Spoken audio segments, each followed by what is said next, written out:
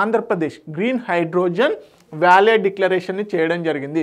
So దీనికి సంబంధించి ఆంధ్రప్రదేశ్లో గ్రీన్ హైడ్రోజన్కి సంబంధించినటువంటి మొత్తం ఒక కాంప్లెక్స్ని నిర్మించబోతున్నారు అనమాట. సో చూద్దాం దానికి సంబంధించి. సో ఏంటి, AP CM Naidu Chandrababu Naidu unveils green hydrogen valley. Okay, Amaravati డిక్లరేషన్స్లో భాగంగా మనకి దేశంలోనే ప్రధానంగా గ్రీన్ హైడ్రోజన్ ఉత్పత్తి కోసం అని చెప్పేసి ఒక ప్లాంట్ని ఏర్పాటు చేయబోతున్నారు. ఓకే, చూద్దాం దాని గురించి. Andhra Pradesh government launched the green hydrogen valley declaration 2025. దీంట్లో భాగంగా ఇండియాస్ లార్జెస్ట్ గ్రీన్ హైడ్రోజన్ ఎకోసిస్టమ్ని బిల్డ్ చేయబోతున్నారు.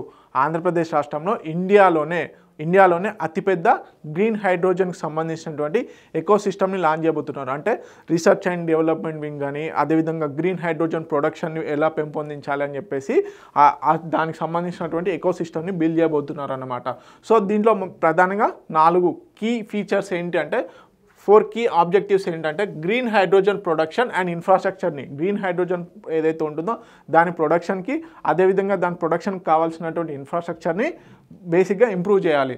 అండ్ అదేవిధంగా ప్రమోటింగ్ డొమెస్టిక్ మ్యానుఫ్యాక్చరింగ్, అంటే దేశీయంగా ఏదైతే ఉత్పత్తి చేస్తారో ఆ మ్యానుఫ్యాక్చరింగ్ని ఇంకెక్కువగా ప్రమోట్ చేయాలి అని చెప్పేసి. And innovation also, building technical and research capacity and encouraging global పార్ట్నర్షిప్స్లో భాగంగా మనకి ఈ ఇండియాలోనే అతిపెద్ద గ్రీన్ హైడ్రోజన్ ప్రొడక్షన్ ఎకోసిస్టమ్ని బిల్డ్ చేయబోతున్నారు. దాంట్లో భాగంగానే మనకి గ్రీన్ హైడ్రోజన్ వ్యాలీ డిక్లరేషన్ ఇటీవల న్యూస్లో ఉంది. అంటే అది ఆంధ్రప్రదేశ్ గవర్నమెంట్ తీసుకురావచ్చింది. ఎందుకు అంటే గ్రీన్ హైడ్రోజన్ ప్రొడక్షన్ని ఇంప్రూవ్ చేయడం కోసమని.